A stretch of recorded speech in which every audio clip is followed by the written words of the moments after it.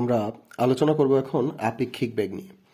আপেক্ষিক বেগ নির্ণয় করার ক্ষেত্রে আমাদের যেটা খেয়াল রাখতে হবে যে একটি বস্তু যদি ভি এ বেগে এক্স অক্ষ বরাবর যায় এবং তার সাথে আলফা কোণে অপর আরেকটি বস্তু যদি ভি বি বেগে গতিশীল থাকে, তাহলে একটার সাপেক্ষে আরেকটার আপেক্ষিক বেগ কত হবে আমরা এখন এটা নির্ণয় করব। এখানে তাদের মধ্যবর্তী কোণ কত? আলফা। সবার প্রথমে যার সাপেক্ষে বেগ নির্ণয় করব তার ঋণাত্মক মান নিতে হবে। তাহলে এখানে আমরা এ এর সাপেক্ষে আপেক্ষিক বেগ নির্ণয় করব। এই জন্য আমরা কি করব? আমরা এ এর ঋণাত্মক মান নিব। এ এর ঋণাত্মক কি হবে? অবশ্যই বিপরীত দিকে হবে, যেটাকে আমরা বলতে পারি মাইনাস ভি এ। এবার মাইনাস ভি এর সাথে ভিবি এর কি নিতে হবে? লব্ধি নিতে হবে। এবার যদি লব্ধি নিতে চাই তাহলে অবশ্যই মাইনাসের সাথে মানে আমাদের ভি এর ঋণাত্মকের সাথে ভিবি এর মধ্যবর্তী কোণ কত হবে? আমরা বলতে পারি 180 মাইনাস আলফা। এটা হবে তাদের মধ্যবর্তী কোণ। তাহলে তাদের লব্ধি বেগটা কি হবে? এই যে এই লব্ধিটাকে আমরা বলতে পারি ভি এ বি। এখানে ভি এ বিটা কি? এটা হলো এ এর সাপেক্ষে বি এর আপেক্ষিক বেগ।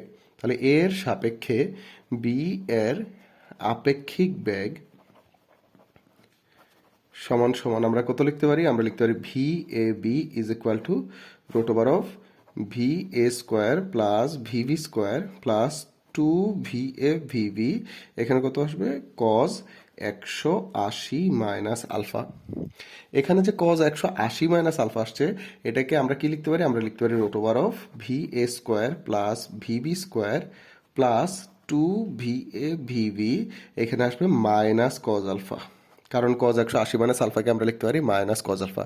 এই মাইনাসটা এই পাশে চলে আসলে আমরা এ এর সাপেক্ষে ভি এর আপেক্ষিক বেগ লিখতে পারি V A square V B square minus 2 VA VB cos alpha. এটাই হলো এ এর সাপেক্ষে বি এর আপেক্ষিক বেগের সূত্র। এবার আপেক্ষিক বেগের মধ্যে আমরা যদি নির্ণয় করতে চাই যে যদি তারা একই দিকে থাকে অথবা বিপরীত দিকে থাকে তাহলে কি হবে, তো আমরা যদি বলি যে একই দিকে আছে, তা একই দিকে থাকলে আলফা এর মান কত? আলফা এর মান হবে 0 ডিগ্রি। এবার কস 0 ডিগ্রি যদি আমরা এখানে বসাই, কস 0 ডিগ্রি মান কত? কস 0 ডিগ্রি মান +1। তাহলে এখানে শুধু কি থাকবে? V A B is equal to root over of V A square plus V B square minus 2 VA VB এবং কজ 0 ডিগ্রি মান হবে 1, এটা দিতে হবে না। তাহলে এই পাশে কি চলে আসবে? এ পাশে চলে আসবে root over of V A minus V B whole স্কোয়ারের সূত্র চলে আসবে, স্কোয়ার রুটে কাটা। সুতরাং ভি এ বি একই দিকে থাকলে একটা সাপেক্ষে আরেকটার আপেক্ষিক বেগ কি হবে? ভি এ মাইনাস ভিবি, অর্থাৎ তাদের বিয়োগফলের সমান। যদি তারা বিপরীত দিকে থাকে তাহলে কি হবে? তো আমরা বিপরীত দিকেটা যদি লিখতে চাই তখন আমাদের আলফা এর মান কত হবে? 180। আমরা যদি কজ 180 বসাই, কজ 180 মান কত? -1। মাইনাস আর এই মাইনাস কি হয়ে যাবে? Plus.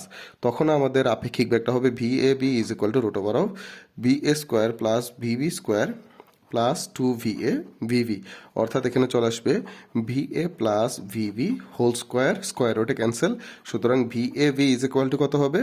V A plus VB, অর্থাৎ বিপরীত দিকে থাকলে তাদের আপেক্ষিক বেগ হবে যোগফলের সমান। এখানে যেটা মনে রাখতে হবে, লব্ধি বেগের ক্ষেত্রে একই দিকে থাকলে হয় যোগফল এবং বিপরীত দিকে থাকলে হয় বিয়োগফল, কিন্তু এটা যেহেতু আপেক্ষিক বেগ, আপেক্ষিক বেগটা কি হবে? লব্ধি বেগের বিপরীত। সুতরাং আমাদের মনে রাখতে হবে যে আপেক্ষিক বেগের ক্ষেত্রে একই দিকে থাকলে হবে নেগেটিভ মানে বিয়োগফল এবং বিপরীত দিকে থাকলে কি হবে? যোগফল। ধন্যবাদ।